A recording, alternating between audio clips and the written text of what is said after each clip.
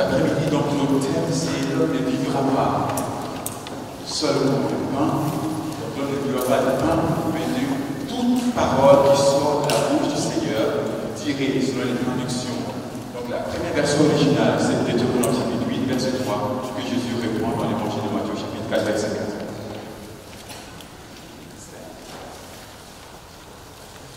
Il est dit ceci, donc, Deutéronome chapitre 8, verset 3.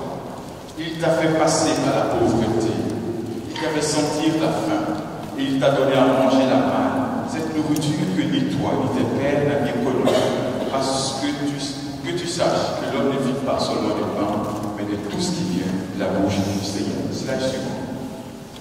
Traduction Bible, parole de vie. Il vous a donc fait connaître les difficultés, il vous a fait souffrir la faim. Ensuite, il vous a donné de la manne à manger, vous et vos ancêtres. Vous ne connaissiez pas cette nourriture. De cette façon, le Seigneur vous a montré une chose. Le pain ne suffit pas à faire vivre l'homme. Celui-ci a besoin aussi de toutes les paroles qui sortent de la bouche de Dieu. Slide suivant.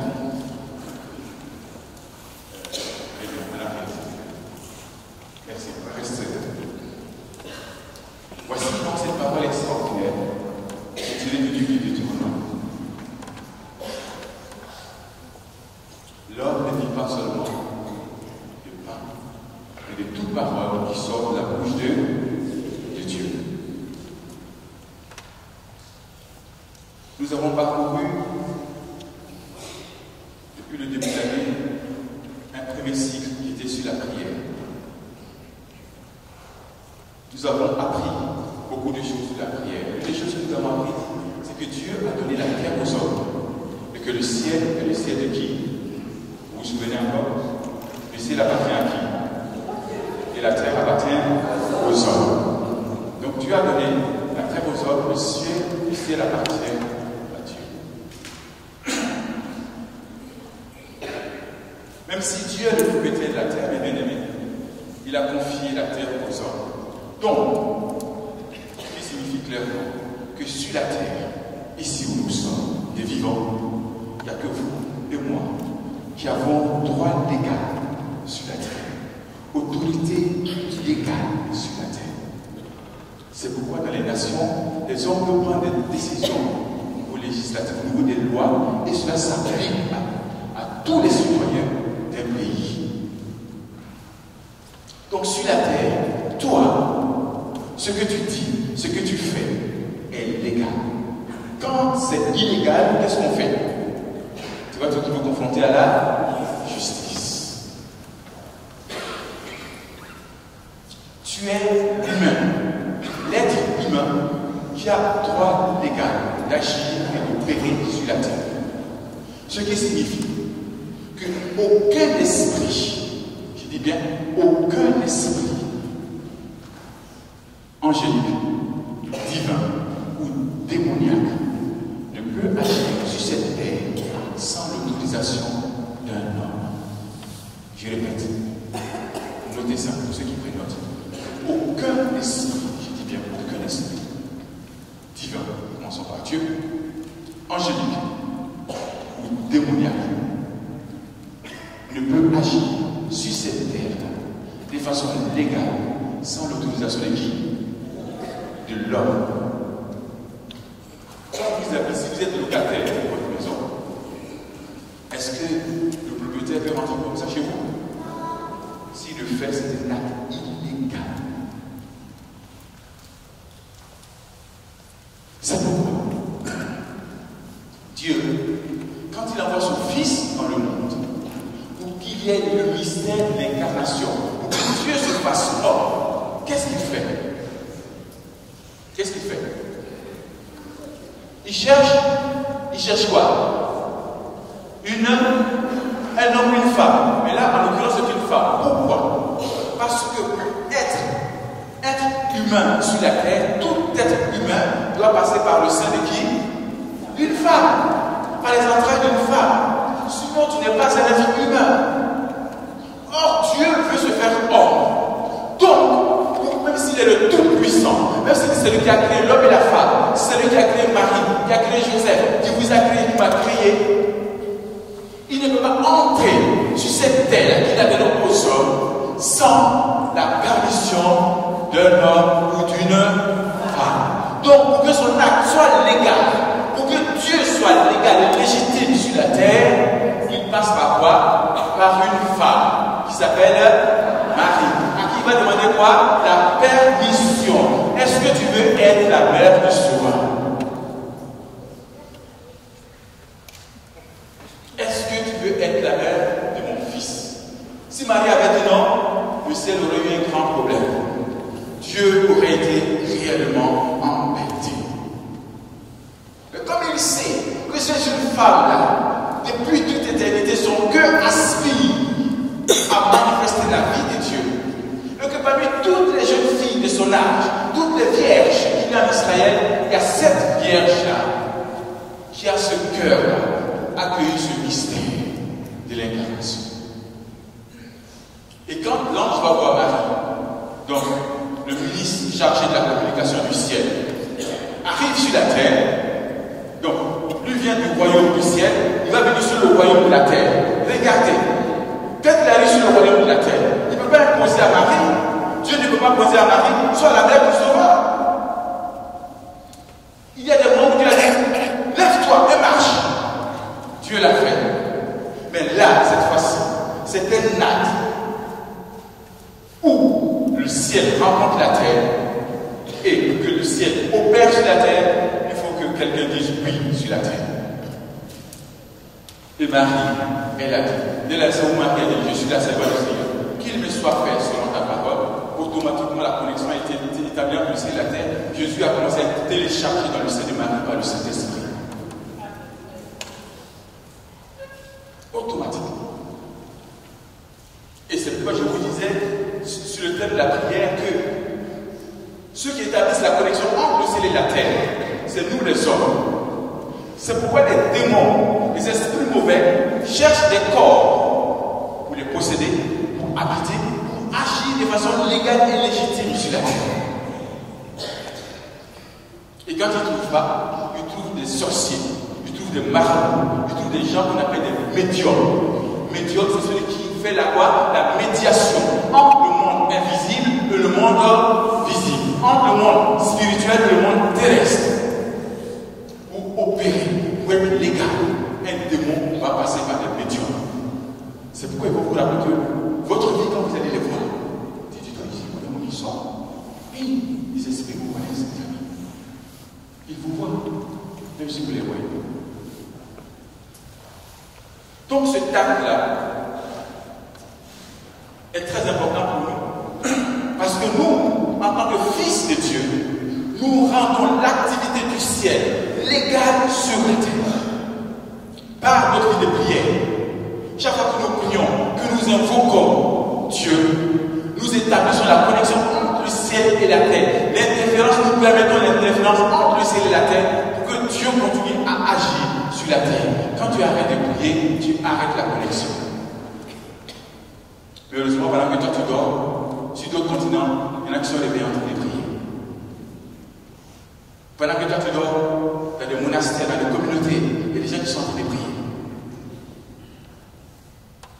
Et donc la connexion ne s'arrête jamais. C'est pourquoi je vous disais, vous pouvez avoir des problèmes, des soucis, mais si vous ne priez pas, le ciel va rester là, vous regardez. Il pleure, ma fille là, elle pleure. Pourquoi est-ce qu'elle pleure? Ah, pas ne sait même pas pourquoi tu pleures. Mais dès l'instant où tu vas arrêter de pleurer et que tu vas te mettre à genoux, tu dis, Père.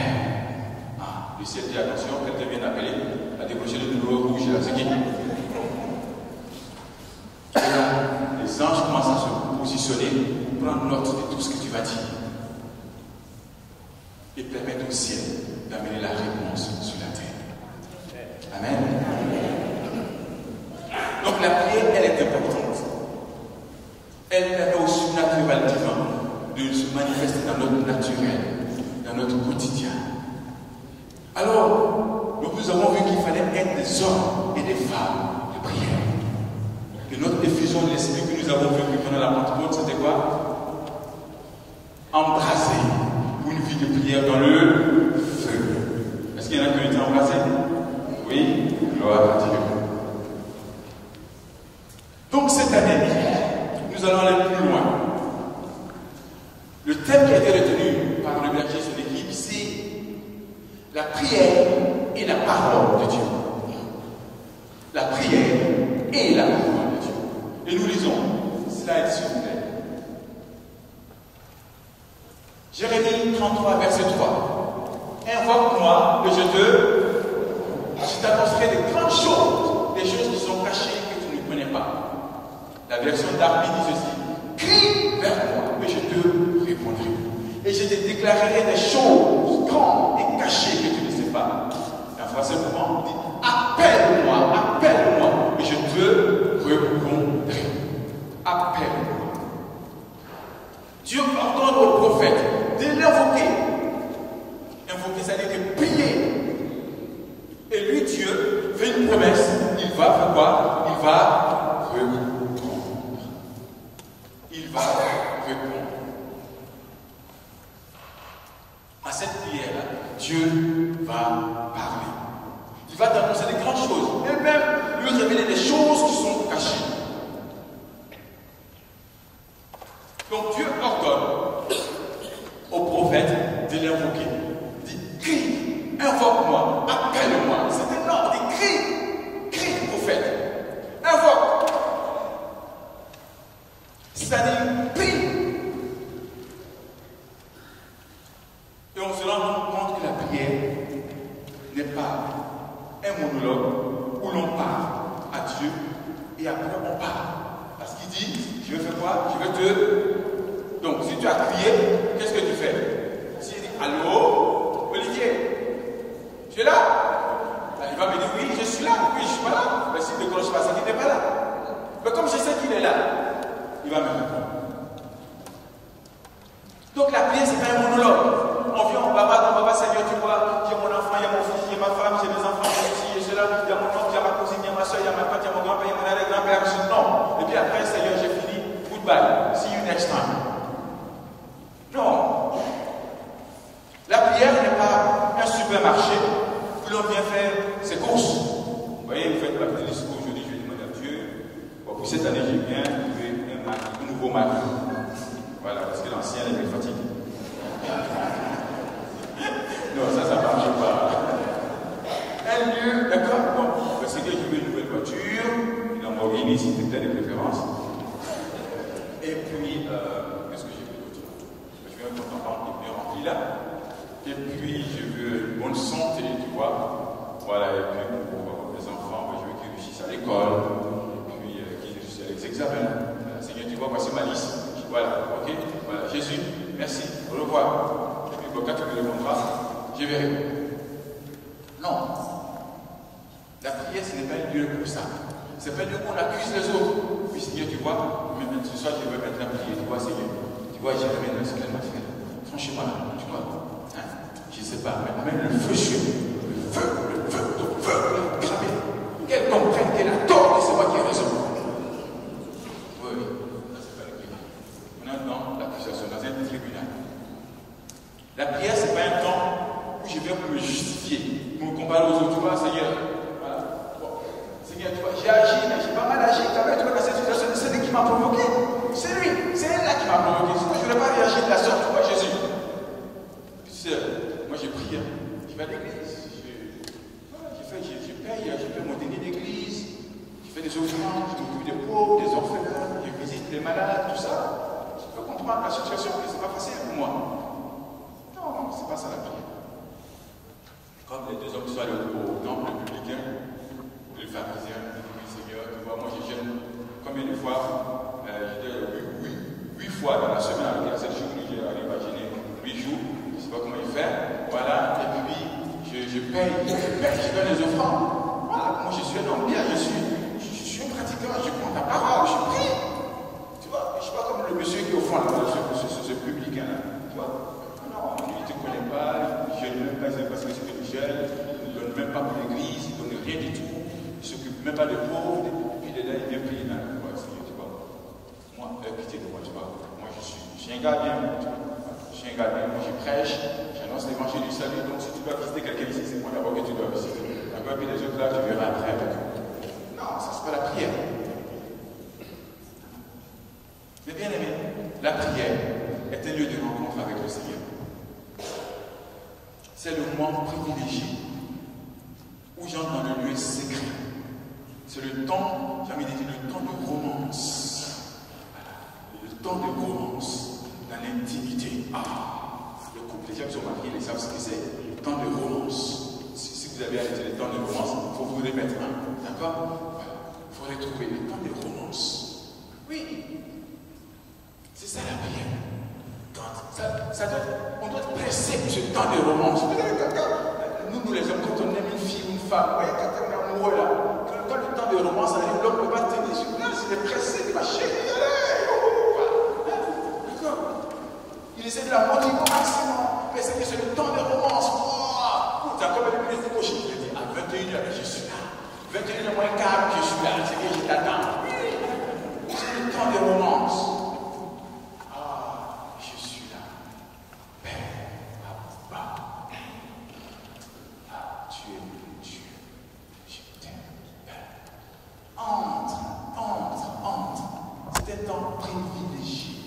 Ça, c'est la prière. Alors, nous allons voir maintenant la puissance de la parole. Slash. Au commencement, Dieu créa le ciel et la terre. La terre était informe et vide. Les ténèbres étaient au-dessus de l'abîme et le souffle de Dieu, l'esprit de Dieu planait au-dessus des eaux. Et Dieu dit que la lumière soit, et la lumière fut. Dieu vit que la lumière était bonne et Dieu sépara la lumière des ténèbres. C'est la suivante.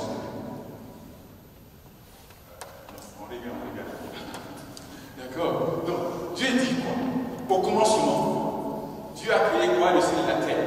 Et puis la terre était informe et vide. La terre était tohu-bohu, c'est-à-dire qu'il y avait une confusion, tout était sens dessus-dessous. Quand Dieu a créé, c'était beau. C'est pas lui qui a fait ça. En fait, quelqu'un est arrivé et a amené le tohu-bohu, a amené le bazar total sur la terre. Et c'est pourquoi on dit que la terre était vide. Et les ténèbres, on n'a pas dit de l'obscurité, on parle des ténèbres. Les ténèbres, c'est la nature de quelqu'un. D'accord? On parle de démon. Le diable est venu, il est venu s'aimer la confusion, la pagaille. Alors, qu'est-ce que Dieu va faire pour créer? Il dit quoi? Dieu dit que la lumière et la lumière, alléluia, et Dieu dit et la lumière fut. Donc, au moment où Dieu crée, il dit lumière. Les ténèbres sont en même temps et la lumière brille. Ça, c'est extraordinaire. Slide suivant. On va voir maintenant ce que ça signifie quand Dieu dit. Psaume 148. Là, aujourd'hui, on est dans la parole de Dieu. C'est pourquoi je prends le temps d'afficher calmement, sans me précipiter, parce que tout à l'heure, on va arriver à un autre niveau. On va monter. D'accord? Comme on fait l'habitude. On va monter. Alléluia, louez le Seigneur du haut des cieux. Louez-le dans la hauteur. Vous, tous ces anges, louez-le. Louez-le, tous les univers. Galaxies, tous, louez le Seigneur. Les étoiles, la lune. Ça doit être écrit quelque part. Oui, en plus. Louez-le, le soleil et la lune. Louez-le, tous les astres de lumière. Vous, cieux des cieux. Parce que la Bible dit que Dieu a créé des cieux au-dessus des cieux. D'accord? Cieux des cieux. Louez-le. Et les eaux des hauteurs des cieux, louez-le. Qui loue le nom du Seigneur sur son ordre, ils furent. Alléluia. C'est là suivant. Le même psaume dit, dans la tradition Bible de Jérusalem, la PJ, qu'il loue le nom de l'Éternel, car il a été commandé et ils ont été, la Bible Louis II, la LS, qu'il loue le nom de l'Éternel, car il a commandé et ils ont été. Alors, quand Dieu dit, la Bible nous dit que c'est un ordre, c'est un commandement. Dieu n'a pas seulement dit, est-ce que la lumière peut venir? Est-ce que la lumière, est-ce que les animaux, les plantes, est-ce que vous voulez bien sortir, vous pousser? Non, non, non. Quand Dieu a dit lumière, c'était un commandement. C'était un, ça dit que c'était un général en chef qui a parlé, et tout le monde dit,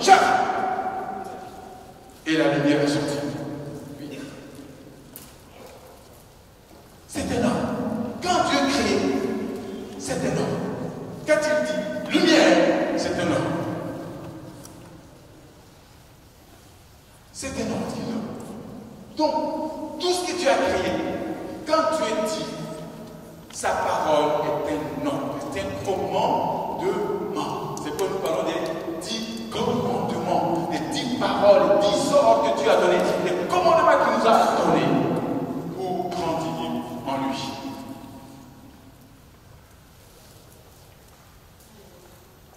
Alors, la parole que Dieu donne a différentes modalités. Il y a ce qu'on appelle la parole logos.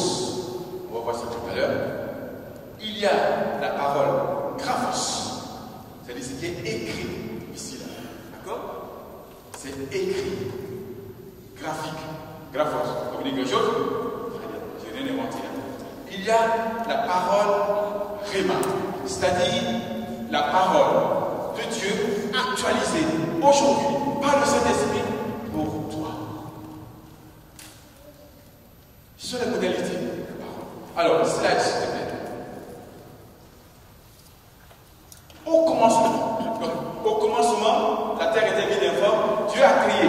Là, j'en dis maintenant, au commencement, donc au même commencement là, dans Genèse, était le Verbe. Et le Verbe était auprès de Dieu.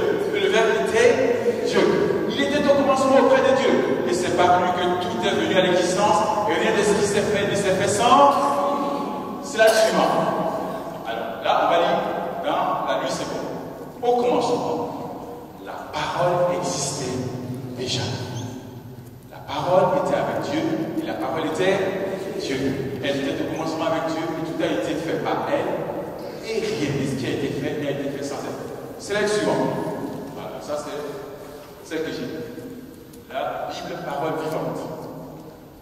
Aux origines, avant que rien n'existe, le Fils, expression de Dieu, était là. Il était face à face avec Dieu, étant lui-même Dieu. De toute éternité, donc, il était là, face à face avec Dieu. Tout ce qui existe a été créé par lui. Absolument rien n'a pris naissance sans lui. Le Logos, la parole qui était au commencement, on sait qui c'est. C'est qui? C'est qui? C'est qui? C'est qui et qui c'est qui? Le Fils, expression de Dieu. Donc le Logos, la parole, c'est qu'on dit que le Verbe s'est fait chair et il a habité parmi nous. La parole s'est faite chair, elle a pris forme humaine. Quand Dieu dit, en fait, c'est le Christ qui amène tout à la vie.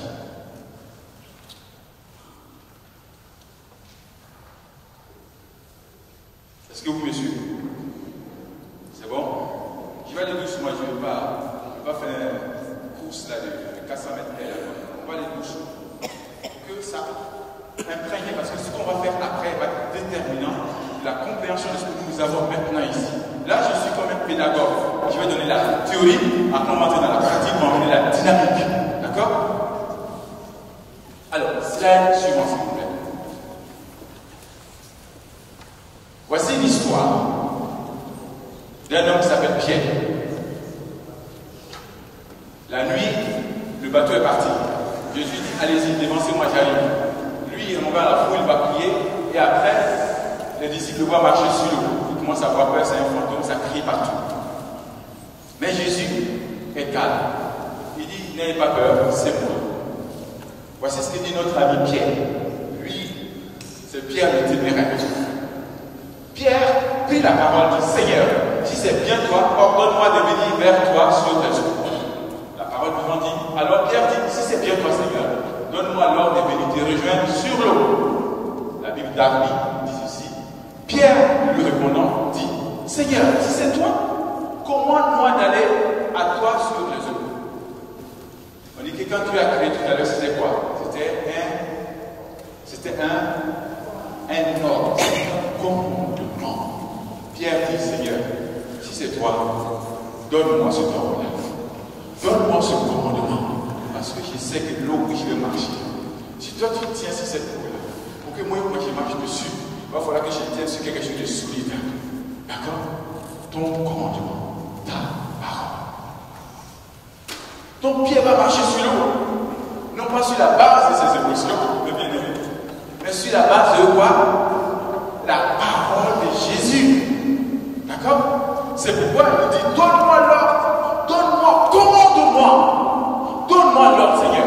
Dis, viens. Là, je vais savoir que c'est un homme. Là, mon général, je vais répondre. Je sais que la création va répondre, que l'eau va obéir. Si toi tu tiens sur cette eau-là, moi aussi je vais marcher. Et donc, mes bien-aimés, la question que je vous pose, attention, réfléchissez très bien à ma réponse, celui-ci la réponse, lève la main. Écoutez très bien ma question. C'est une question qui vaut 1 million. Est-ce que Pierre a marché sur l'eau? Oui, il a marché. Est-ce que vous êtes sûr de ça? Qui dit oui? Lève la main. Je vais vous éloigner. C'est une question à 1 million. Est-ce que Pierre a marché sur l'eau? Oui. Qui dit non? Frère, tu as dit non?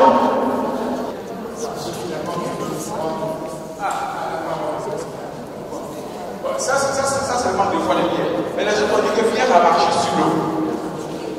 D'accord? Alors, donc vous avez tous faux, donc vous êtes tous éliminés, donc vous n'avez gagné aucun million. Pierre a marché sur la parole de Jésus.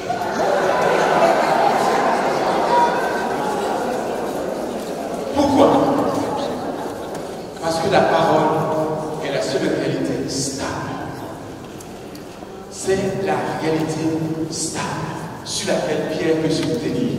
Tu es Pierre, et sur cette pierre, je bâtirai mon église. Mes paroles ne passeront jamais. Le monde tout passera, dit Jésus. Mais mes paroles ne passeront jamais. Pourquoi? Quand Jésus a marché sur l'eau, est-ce que vous l'avez vu être balancé par le vent? Quand vous êtes dans un bateau ou une pirogue, ce que j'ai appelé le bateau, ça fait ça. Ça fait ça. Même s'il y a la loi de la flottaison, le bateau il fait ça. Il fait ça, ça tend à droite, ça tend à gauche, mais ça avance quand même. C'est vrai, quand il y a des tempêtes, le bateau, oui, Seigneur, mon Dieu, mon cœur va s'arracher.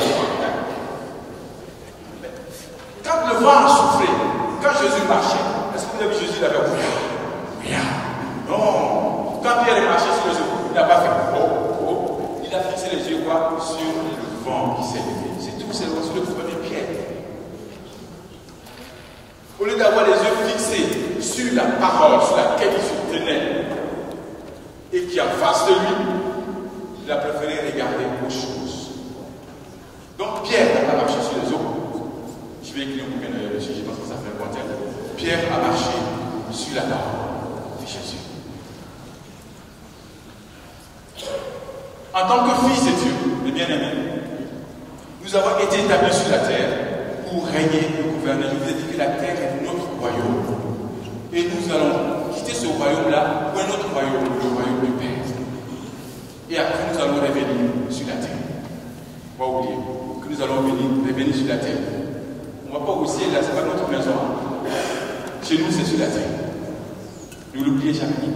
On va partir, puis on va revenir. Un jour, je vous ferai l'enseignement dessus.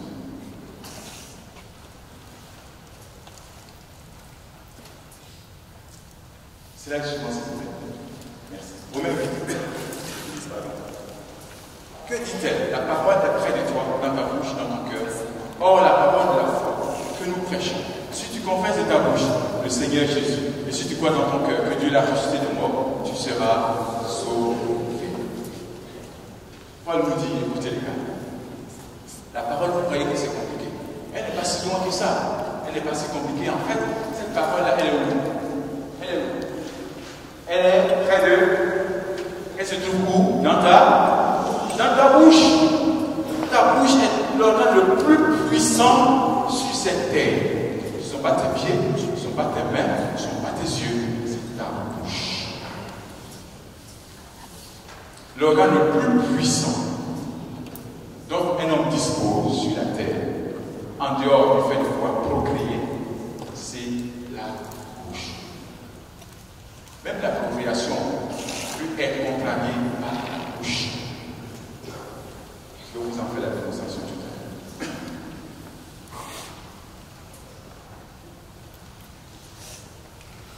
Cette parole, elle est dans ta bouche. C'est pourquoi, slide suivant, s'il vous plaît, si j'ai mis. Voilà. Quand le diable va confronter Jésus au désert, qu'est-ce qu'il fait? Il dit, si tu es le Fils de Dieu, transforme ces pierres en pain.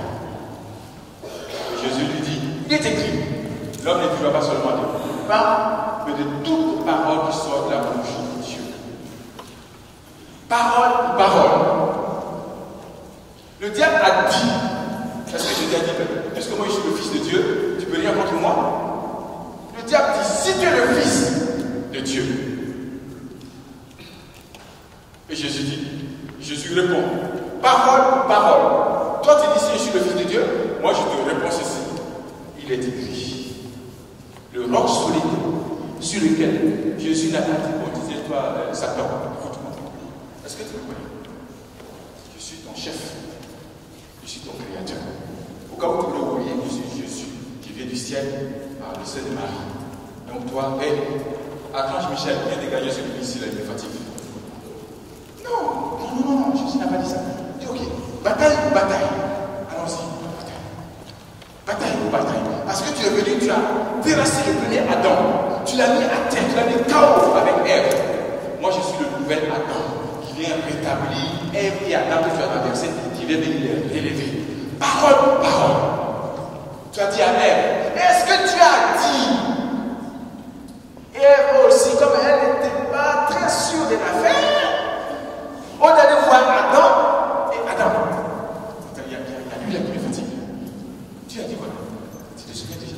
Oui, il a dit, on peut tout manger. Ça, on va toucher à Ève.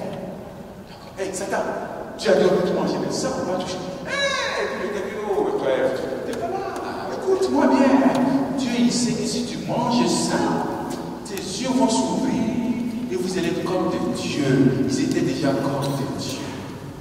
Et ils sont tombés. Mais Adam, quand il voit Ève manger, qu'il apprend qu'Ève a mangé le fruit, Adam dit, oh Dieu, qu'est-ce qu'elle a fait ma femme là, Seigneur, elle nous a tués. Elle nous a tués. Oui, il y a un commentaire rabbinique qui dit ceci, que Adam a accepté de manger volontairement le fruit de la connaissance de Dieu, parce qu'il sait que s'il n'en mangeait pas, Ève allait mourir toujours et lui vivrait éternellement. Et il ne pouvait pas supporter ça. Et il a dit, Seigneur, péché pour péché, autant qu'on meurt tous les deux. Parce que c'est la chair de ma chair, l'os de mes os. Il n'y a pas d'autre. Et donc, le diable, Jésus dit, bon, ça c'est fini. Parce que quand Dieu a fait la promesse à Ève, il dit, quelqu'un va bénir ton sein. Il va écraser la tête là, de ce gars avec les talons. Et toi, tu vas mordre par ses pieds. Et donc, Jésus dit, bataille, parole, parole. Tu as fait tomber Ève et Adam. Allons-y. Je suis le nouvel Adam. Tu dis quoi? Si tu es le Fils de Dieu, il est écrit, l'homme ne vivra pas seulement de pain, mais de toute parole, c'est la bouche de Dieu. Dis quoi? Toi, je suis là, tu sors d'où là? Le diable a soulevé Jésus. Oui, Jésus, hein? Vous imaginez, vous et moi. Le diable a soulevé Jésus. Notre Jésus à nous là. Notre chef, notre roi, notre général. Le diable l'a soulevé. Il est le même là-haut, là, sur là. Tu l'avais dit, si tu es le Fils de Dieu, jette-toi en bas. Ah, Satan, dis le diable, culot. Oui, parole pour parole. Pourquoi? Parce qu'il est écrit, Somme 91, qu'il donnera l'ordre à ses anges de te garder pour que ton pied ne rate une pierre. Maintenant, Satan lit la Bible. Oui, il connaît la Bible, mes amis. Mieux que toi. Toi, tu lis la Bible combien de fois? Combien de fois tu lis la parole de Dieu? Dis oui. Jette-toi en bas. Parce qu'il est écrit à ton sujet, toi Jésus, qu'il va donner ordre à ses anges de te garder. Ah, Satan est terrible. Et Jésus répond quoi? Il est écrit. Tu ne mettras pas le Seigneur ton Dieu à l'épreuve. Tu ne tentiras pas. Même si c'est écrit ça, que moi je peux sauter, que les anges vont me garder, ça va se faire. Mais je ne mettrai pas Dieu à l'épreuve. Je ne vais pas tenter mon Dieu. C'est pourquoi il est important pour nous Mais bien aimé, d'apprendre que cette parole-là, elle doit être dans notre bouche. Dans notre bouche. Elle est près de toi. Elle est près de ton cœur. Elle est près de toi. Et la parole n'est pas loin de toi. C'est pas le verbe s'est fait chair pour venir près de toi, vivre avec toi et vivre en toi. Amen. Alors, slide suivant. 1 Thessaloniciens 5, 17, vous connaissez ce verset par cœur, n'est-ce pas? Priez sans. Soyons tous joyeux, prions sans cesse. Vous trouvez ça? D'accord? Priez sans cesse. Priez sans s'arrêter. Qui fait ça? Qui prie sans cesse ici? Ah, il y a quelques-uns qui prient sans cesse. C'est pas ordinaire. Oui, on peut prier sans cesse. Oui, ça c'est pas. Il n'y a pas de secret pour ça. On peut invoquer le nom du Seigneur sans cesse. Toute la chair. Et ça, nous sommes les plus champions dans ça. Parce que pour prier, nous savons prier. Beaucoup d'entre nous prient, sérieusement. Mais regardez.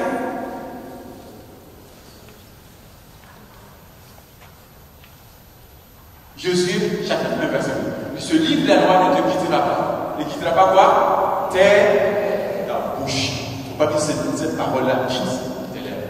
Tu le murmureras jour et nuit, afin que tu veilles à agir selon tout ce qui s'y trouve. Alors, tu feras prospérer tes entreprises, alors tu réussiras. Slide suivant, s'il vous plaît. Est-ce que c'est bon? Oui, c'est bon. Regardez, le psaume 101 qui vient être un pendant à Josué dit ceci. Le psaume 1 parle. Heureux est l'homme qui n'a pas au conseil des méchants, qui ne suit pas le chemin des pécheurs, ne siège pas avec ceux qui rigolent, mais fait quoi? Se plaît dans la loi du Seigneur et murmure sa loi, quoi?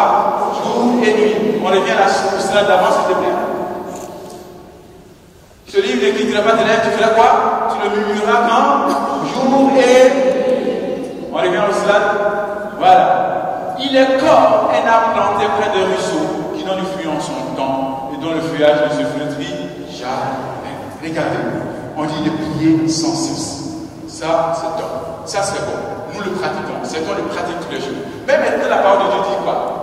Que ce livre-là, la loi, cette parole, ne quitte pas tes lèvres. Il faut que tu murmures ça tous les jours. Quand? Nuit et jour. Le psaume 101 dit, mais je plaît dans la murmure cette loi-là, jour et nuit. Jour et nuit. C'est-à-dire, quand tu manges cette parole-là, il faut que ce soit et le jour et la nuit. Que ça encadre ta journée. Et depuis au soir avant de te coucher, qu'il est la parole. Pourquoi? Parce que tu vas réussir. Tu vas prospérer si tu t'appuies sur ce rocher solide qu'est la parole de Dieu. Tu es sûr de ne pas être ébranlé. Vous me suivez? Jour et il n'a pas dit lis la parole. Il a dit quoi? Murmure la parole. Il n'a pas dit de lire la parole, il dit de murmurer. C'est-à-dire de manger, méditer. On ne lit pas la parole de Dieu, on la médite. Il dit, mais frère, moi j'ai lu la parole de Dieu 5 fois par jour. Non! Médite-la. La méditation est une activité de notre intelligence, de notre cœur et de notre esprit. Mon intelligence va chercher à comprendre ce que Dieu dit, ce que dit la parole. Mon esprit va sonder ce que Dieu dit. Et mon cœur va sonder ce que l'esprit me dit avant dans la parole. C'est pourquoi on ne la lit pas, on la médite. Dis à ton voisin, médite un peu la parole de Dieu. Médite jour et nuit. Je n'ai pas dit seulement le jour, là. Ni seulement la nuit, mais jour et nuit. Alors, maintenant, ça, je vais aller plus vite. Voilà. Regardez maintenant. On va entrer maintenant dans la dynamique de cette parole. Marc 11, que vous connaissez tous. Ça, c'est l'histoire de Jésus qui un jour dit qu'il a faim. Et il voit un figuier où il y a des feuilles. Et il va pour cueillir des figues et il n'y a pas de figues. Or, Jésus sait que ce n'est pas la saison des figues. Est-ce que c'est normal? Ce n'est pas la saison des filles. Si Jésus veut faire un miracle, quel miracle il aurait dû faire? Qu'il est des filles? Mais Jésus va lui maudire le figuier. Il dit personne ne mangera plus jamais le fruit du toit. Alors, et puis l'ennemi passe par là. Et puis Pierre, il remarque tous les petits détails. Il dit, mais Seigneur, le figuier que tu as maudit hier, les gars, tellement desséché. Alors Jésus dit, Amen, Amen, je vous le dis. Quiconque dira à cette montagne, enlève-toi de là, va te jeter dans la mer, s'il ne doute pas dans son cœur, mais qu'il croit, ce qu'il dit arrivera, cela lui sera à. C'est pourquoi je vous dis, tout ce que vous demandez dans la prière, croyez que vous l'avez déjà, et cela vous sera. Alors, regardez, si on fait une étude de texte simple, sans être théologien, il est bibliste, il dit, quiconque va faire quoi? Va dire à quoi? À la montagne, enlève-toi de la bâtisse, s'il ne doute pas. Qu'est-ce qui va se passer? Cela va être celui qui prie et qui demande dans la prière, qui ne doute pas. Cela va faire quoi? Cela aussi à accorder. Alléluia.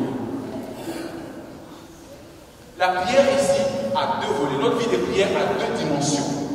La dimension où nous parlons de choses, où nous déclarons, et la dimension où nous prions. Et c'est ça que nous allons démontrer cet après-midi. La prière, c'est pas seulement de dire Seigneur, je veux un enfant. Seigneur, je veux un travail. Seigneur, viens visiter mon mari qui est malade. Viens visiter ma fille qui est malade.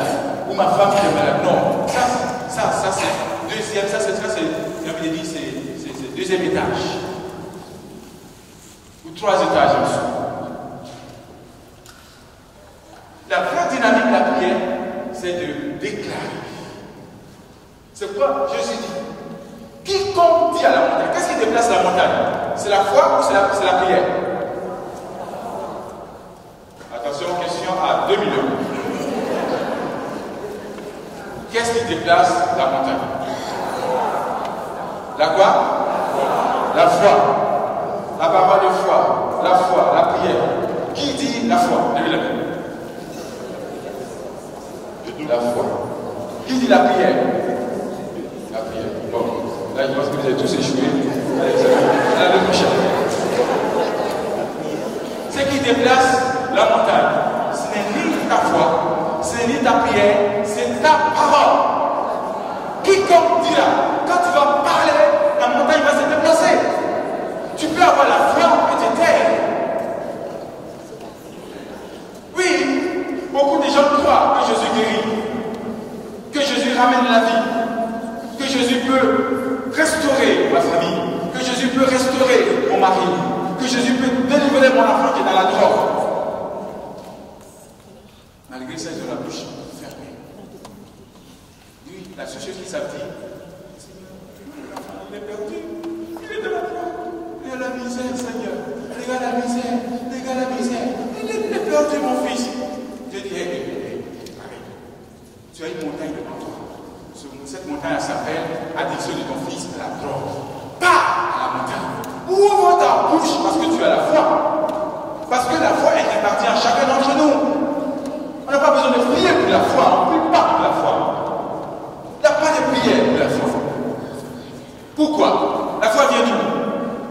La foi vient de ce que l'on entend. Ce que l'on entend, c'est quoi? Alléluia. La foi vient de là, de la parole de Dieu. Elle ne vient pas parce que tu pries.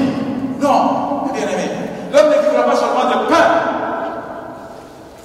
Mais non plus, la foi ne vient pas parce que tu pries. La foi vient de ce que tu entends. Ce que tu entends, c'est la parole de Dieu que tu médites tous les jours. Voici ce qui amène le changement. C'est grâce à cette parole sur laquelle tu vas te tenir comme un roc solide. Tu pourras parler au cancer. Tu pourras parler aux démons qui cherchent à détruire ta vie.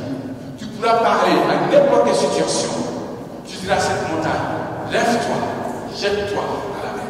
Quitte ma vie, quitte ma famille, quitte mon enfant, quitte mon mari, quitte ma femme, quitte ma soeur, quitte mon frère, quitte mon ami.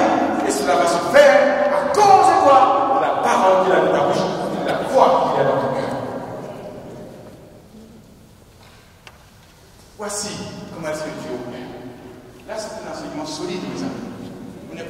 là-bas, de la prière.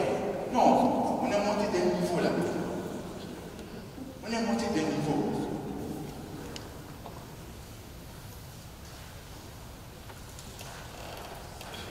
C'est pourquoi il est important pour nous d'apprendre. Ce livre ne te quitte jamais. Jamais. Jamais. Je dis jamais. Où que tu ailles, où que tu ailles, en voyage, en vacances, au travail, partout, que ce livre ne te quitte jamais.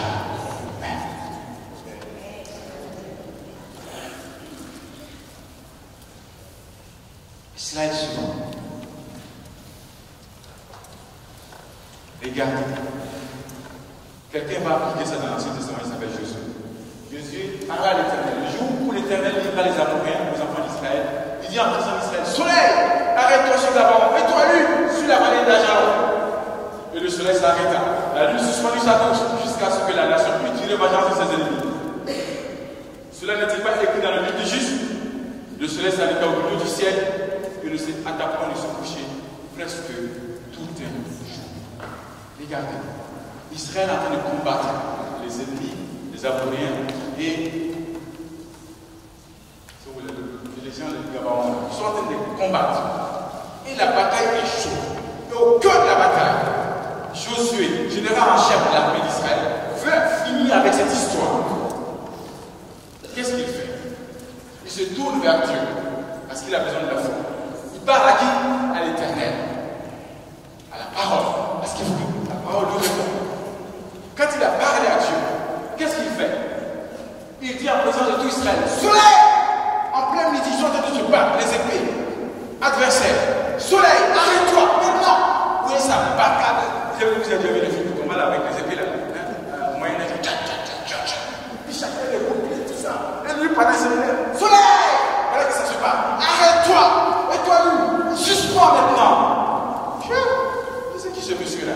Donc là, ils ont décidé de nous exterminer aujourd'hui. Si moi j'avais été dans le camp, personne, depuis longtemps, j'ai fui et je suis parti. Parce qu'ils n'ont pas parlé comme ça au soleil à la lune. Et la Bible dit quoi? Le soleil, est-ce que le soleil a désobéi? Est-ce que la lune a désobéi? Pourquoi? Parce que quand Jésus a parlé, c'était un ordre qu'il donnait au soleil et à la lune. Il a agi comme Dieu au commencement. Il a donné un ordre. Arrête-toi. Toi, lune, arrête-toi. Parce qu'aujourd'hui, cette affaire-là, parce que si la nuit tombe ici, ces gens vont fuir pour aller se cacher. Et nous, on veut finir cette bataille-là une fois pour tout avec eux. Quand l'ennemi t'attaque, sois comme Jésus. Dis aujourd'hui, cette bataille, il faut qu'elle soit terminée. Il faut qu'elle soit terminée. Il faut qu'elle soit terminée définitivement. C'est pourquoi, vous, la création, vous allez m'écouter aujourd'hui. C'est pour que ça s'arrête. Et ça obéit. Ça obéit. Je vais vous donner des témoignages. Ça obéit. Ça obéit. Chacun d'entre nous doit apprendre à parler aux situations, à parler aux montagnes. Non pas passer notre temps à parler des montagnes. On parle trop de nos problèmes. À Dieu. Oui, Seigneur, tu vois, il y a ceci qui va pas.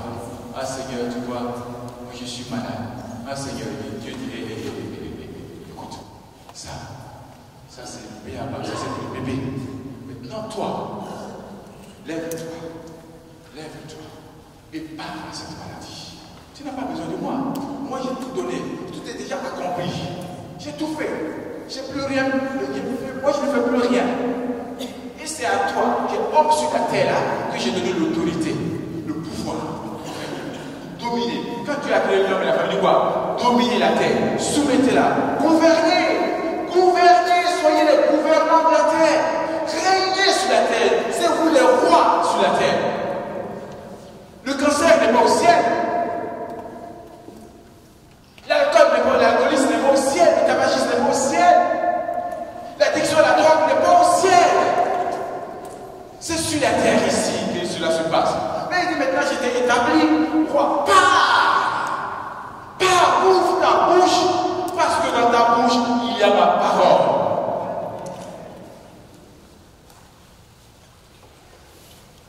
À la bouche, il y a la vie et la mort. Jacques, dis, dans ta bouche, quand tu parles mal des autres, mal parler, c'est maudire, c'est malédire. Tu es en train de maudire les autres avec des mauvaises paroles. Oui, t'as vu, tu sais là comment est-ce qu'elle est, machin, et puis tu commences à dire, ouais, c'est lui qui met le péché. Ouais, tu es en train de maudire. Ta femme, sur moi, ou ton mari, le méchant mari, là comment est-ce qu'il est, il ne donne rien, il ne parle pas, et puis ceci. Il a fait de passer toute sa journée à maudire son mari, à maudire sa femme, ou à maudire ses enfants. Mais vous là, vous ne ferez jamais rien. Mais quand on voit, vous ne l'écoutez jamais. C'est minable ce que vous faites cela. Mais ce n'est pas possible. C'est quoi ces enfants? C'est quoi ces enfants? Peut-être toi, des enfants, il y en a qui cherchent et qui pleurent. Et toi, tu as l'habitude, tu commences à mal parler, comme ça. Tu es en train de maudire tes propres enfants. Au lieu de dire, oh Seigneur, ces enfants-là, ils sont merveilleux. Même si c'est difficile de les éduquer, ils sont merveilleux. Et je déclare en tant que Père que le Saint-Esprit qui est en moi me donne la sagesse, la force et la patience pour prendre soin d'eux. Oui. Et après on dit qu'on est rempli du Saint-Esprit. Oui, tu dis alors, quelle est la différence entre toi et les démons? Là tu maudis, les démons maudissent. C'est quoi la différence? Est-ce que tu pries en langue? Les démons aussi prient en langue. Les démons prient en langue. Oui, attention. Mais elle, ça ne vient pas du Saint-Esprit. Fais attention. Ta parole, elle est puissante pour donner la vie. Ou elle est puissante pour donner la mort. Quand vous dites à une femme ou à votre femme, moi je te déteste. Franchement, tu es horrible, une femme horrible, méchante. Elle veut la femme même si elle était belle, elle va perdre ses couleurs au fur et à mesure du jour. Ses cheveux, la même fois dans la bataille, elle va même s'en occuper. À cause d'une parole méchante que vous avez sémée dans son cœur. La parole qui est sortie de votre bouche n'a pas donné la vie, elle a donné la mort. Cette femme-là, si vous voulez la ressusciter, il va falloir aller le dire. Je suis désolé. Je demande pardon, Jésus. Tu es extraordinaire, tu es une femme merveilleuse. La plus belle, celle que Dieu m'a donnée. Je te demande pardon d'avoir été un homme aussi aveugle. Je ne dois pas sur reconnaître ta beauté, ta dignité, ta valeur. Je t'apprécie de tout mon cœur, je t'aime. Vous venez ressusciter cette femme-là du temps. Vous venez de la sorte. Vous avez besoin de prier pour ça? Est-ce que vous avez besoin de prier pour ça? La même parole qui se développe, c'est la même parole qui est venue donner la vie. Oui, c'est la même parole qui donne la vie. Mes amis, faites attention à nos paroles. Faisons attention à nos paroles. Je me dépêche parce qu'on va entrer dans la dynamique. Vous n'êtes pas trop long. Alors, cela est suivant, s'il vous plaît. Regardez, quand nous prions, voici comment Dieu nous a dit. Fais-moi le souvenir et nous jugerons ensemble. Par toi-même, fais toi-même le compte afin d'être justifié. Réveille ma mémoire. Dieu dit, quand tu pries, réveille ma mémoire. Rappelle-moi à moi. Comme si Dieu avait oublié ce qu'il t'a dit. Mais si toi-même tu ne sais même pas ce que Dieu t'a dit, tu vas faire comment pour réveiller sa mémoire? Tu ne sais même pas. Il dit, réveille. Parce que quand tu viens prier, quand tu viens me voir, tu te comportes comme dans un tribunal. Parce qu'il y a un qui est là pour t'accuser, il y a un qui est ton défenseur, il s'appelle Jésus. Et comme toi, tu es là maintenant, rappelle-moi, qu'est-ce que je t'ai dit? Alors, quand vous allez voir quelqu'un qui vous appelle, vous allez dire, ah, Nanti, vraiment, je pense que c'est quelque chose là qui m'avait dit que je pouvais passer là parce que tu avais un petit jeton pour moi, un petit. Voilà. Elle dit, ah oui, c'est vrai, non, oui, c'est vrai. Ah, je n'ai pas oublié, mais attends-moi, j'arrive. Ah, c'est un petit. Non, voilà, tiens. Ah, alléluia. Je n'ai pas oublié. Dieu dit, rappelle-moi quand tu pries. Est-ce que tu sais ce que Dieu t'a dit et tu le rappelles? Non, beaucoup d'entre nous sont comme ça. Pourquoi? Parce que, gloire à Dieu, nous ne sommes pas familiers à la parole de Dieu. Non, nous ne sommes pas familiers. Il faut être honnête. Il faut être honnête. Si je fais un exercice tout de suite, je pense que beaucoup vont échouer.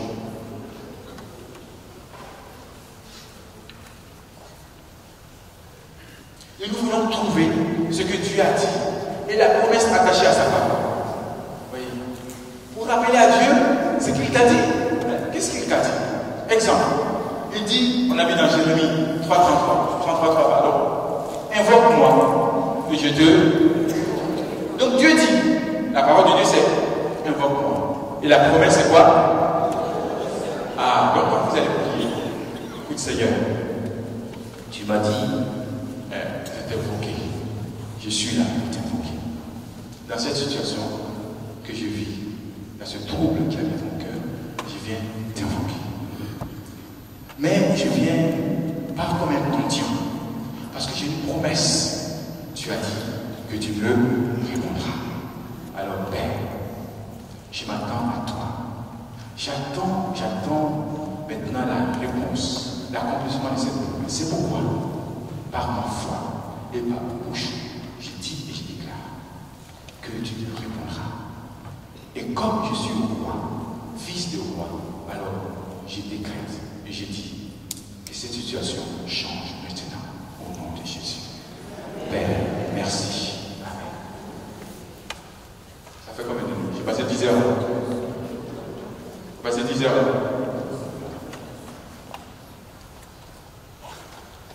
Il nous faut apprendre, bien aimé, à trouver cette promesse. Mais pour ça, il faut aller chercher dans les Écritures.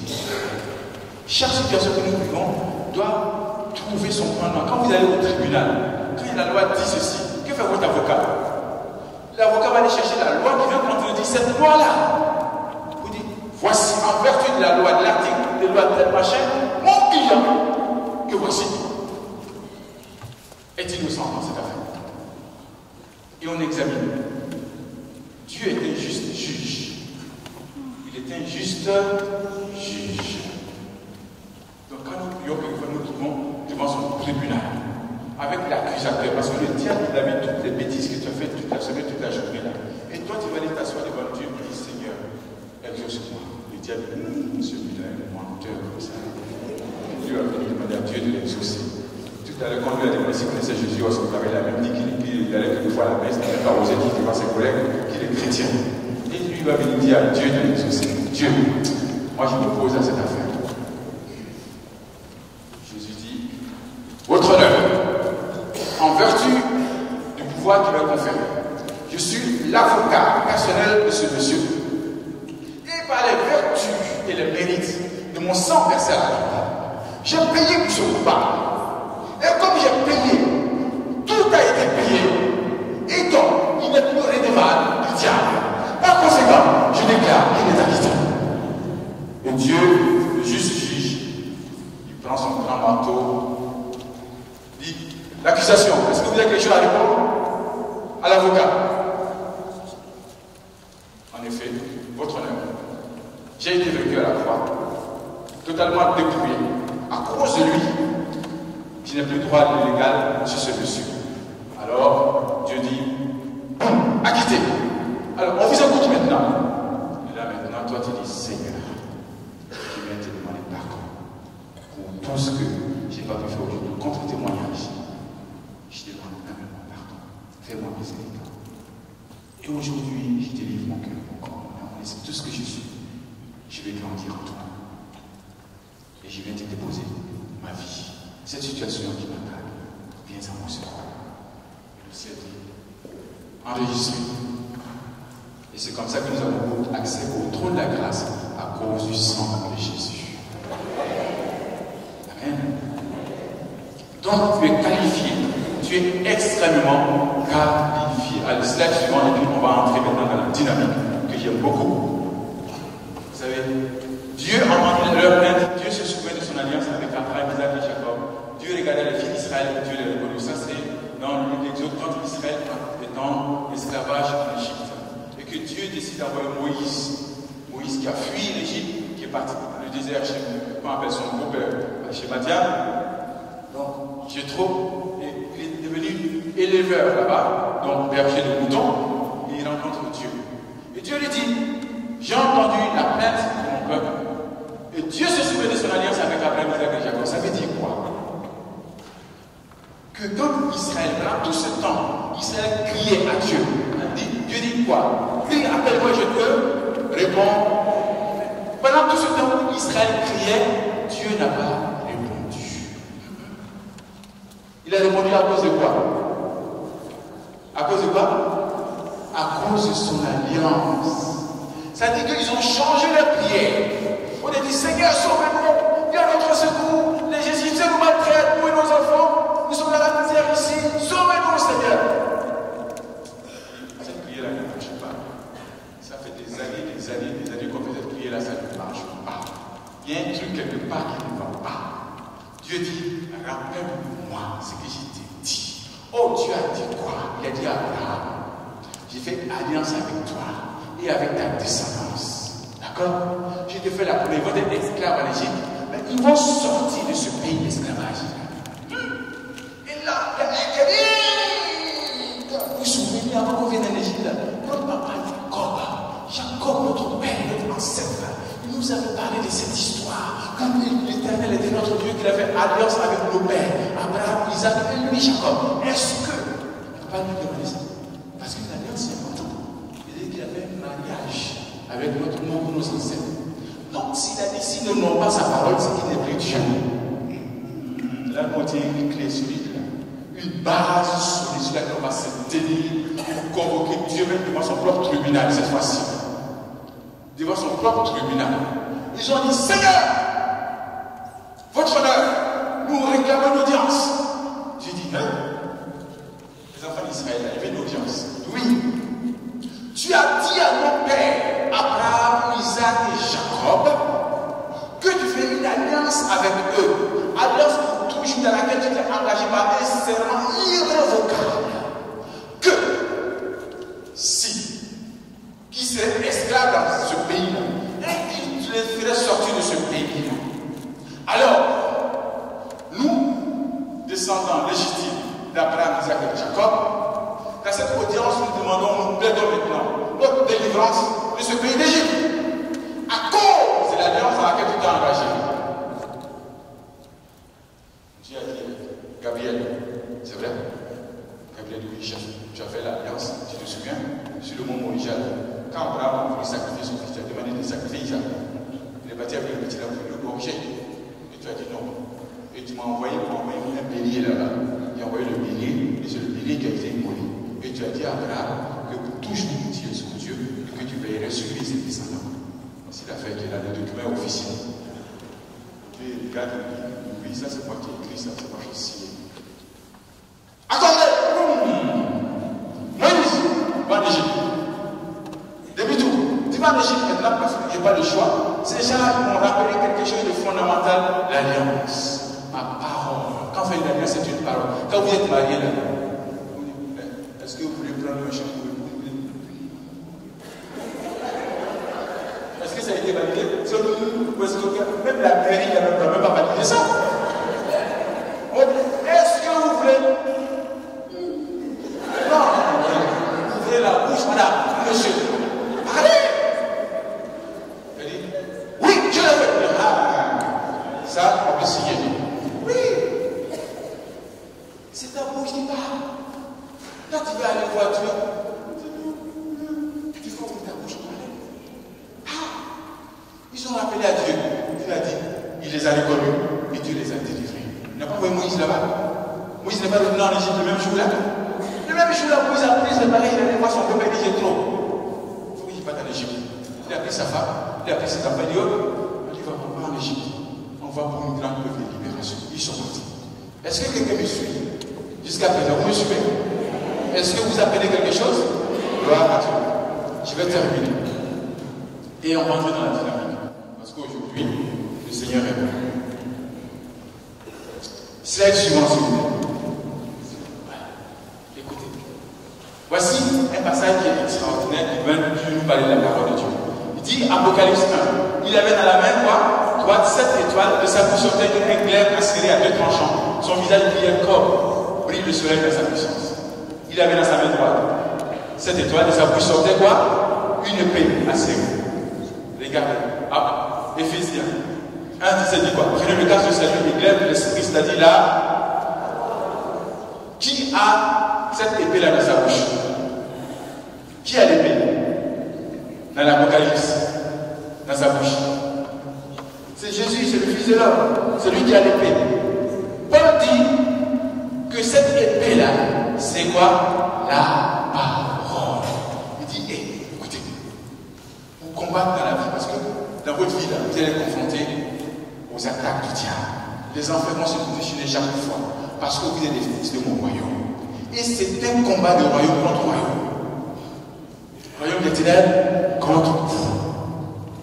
Mais prenez sur vous le casque du salut, la cuirasse de la justice, les chaussures, le zèle de l'évangile de la paix, la ceinture de la vérité, et ayez sur le bouclier de la foi.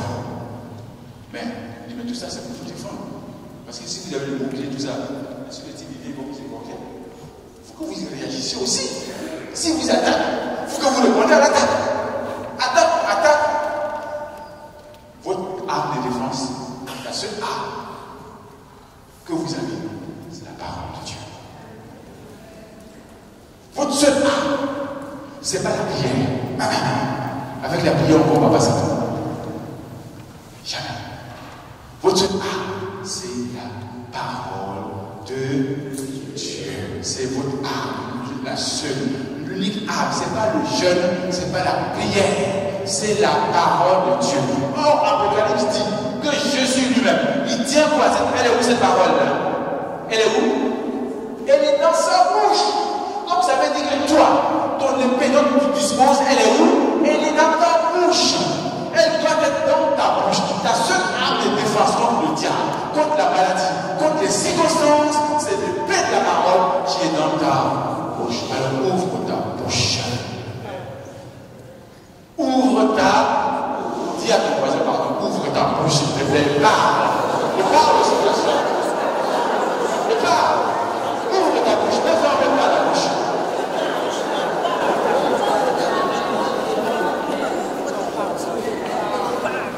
Alléluia. Nous allons entrer maintenant dans la dynamique. Nous allons entrer dans la dynamique. On va prier maintenant. On va prier. Pourquoi je vous dis ça? Il est dit dans le livre de l'Apocalypse, chapitre 1er, verset 7. C'est le verset 6, pardon. Pour ceux qui notent. Que Dieu a fait de nous un peuple de rois et des prêtres au service de Dieu, son Père, le Seigneur. À lui donc soit la gloire et le pouvoir pour l'éternité. À lui qui nous a libérés de nos péchés par son sacrifice, il a fait de nous un peuple de rois et nous a institués prêtres pour servir Dieu, son Père. Il a fait de nous quoi? Un peuple de rois et de prêtres. Le prêtre, c'est celui qui offre le sacrifice, la prière. Le roi est celui qui ordonne, qui par décret.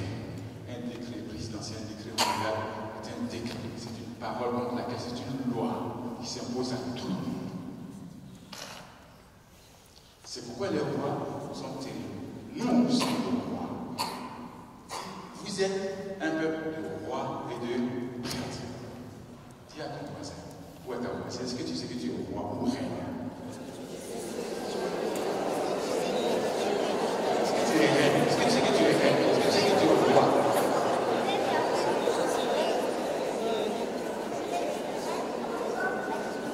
Maintenant que tu sais, slide suivante, s'il vous plaît. Regardez. Fais-moi vivre selon ton amour. J'observerai les décrets d'État en anglais. Donc, tu vas déclarer les choses.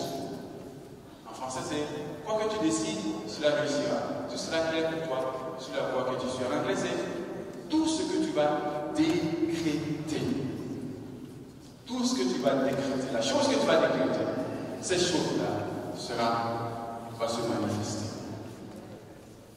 La chose que tu vas décréter, c'est-à-dire que quand tu parles comme Dieu. Pourquoi? Parce que tu es de lignée royale. Tu es de sang royal. Ton père est le roi. Et donc toi, tu es lié royal. Donc quand tu parles, ce que tu dis, toute décrètes, la chose que tu décrètes, c'est cette chose-là qui se produit.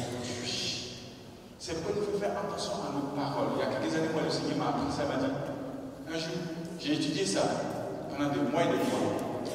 Et il m'a dit, à partir d'aujourd'hui, arrête des blagues inutiles, les paroles inutiles, parce que tu es un roi. Ce que tu dis se produira. Ce que tu décrètes, c'est ce qui va se passer. Même en plaisantant, ce que tu dis, c'est ce qui va se produire. Si tu dis, je suis malade, je suis malade, je suis malade, demain tu seras couché au fond de ton lit. Je suis fatigué, demain tu seras couché au fond de ton lit. Tu viens de déclarer quelque chose sur toi-même, parce que tu es le premier auditeur de ce que tu déclares. Or, si la foi vient de ce que tu entend, tu es la première personne à entendre ce que tu as déclaré. Vous suivez? C'est pourquoi nous ne parlons pas de façon hasardeuse. J'ai entendu un monsieur, c'est l'année dernière, qui m'a dit, oh, quelqu'un vient de me dire, oh, le prochain c'est moi sur la liste. Je l'ai regardé comme ça. Je suis comme là. Et en effet, il est mort comme moi. Anyway, prochain c'est de sur la liste. Exactement. Comme il a déclaré. Comme sa bouche a déclaré. Quand il a dit ça, je me suis arrêté. Est-ce que je lui fais l'enseignement là-dessus pour qu'il retire cette parole? Mais il est sérieux. Je l'ai laissé. Je suis parti. Quelques mois après, il est mort. Quelques mois après, on était à la veille de Noël. Il est mort. Quand on m'a annoncé ça, ça me fait penser à la parole qu'il m'avait dit quand j'étais avec lui. J'ai dit, waouh, Seigneur, c'est fort ça. C'est fort. C'est fort. On peut parler comme ça sa propre vie. Oh, moi je suis misérable. Oh, moi je suis misérable. Oh, moi personne n'est même. Oh, personne n'est même. Personne n'est même. Tous les amours fuient autour de toi parce que tu viens d'établir un cercle vicieux autour de toi où personne n'aura envie de rentrer à cause de ta propre bouche. Nous allons prier. On va entrer dans la dynamique maintenant. Vous dites, est-ce que quelqu'un a été béni? Quelqu'un a compris quelque chose? Voilà, Dieu.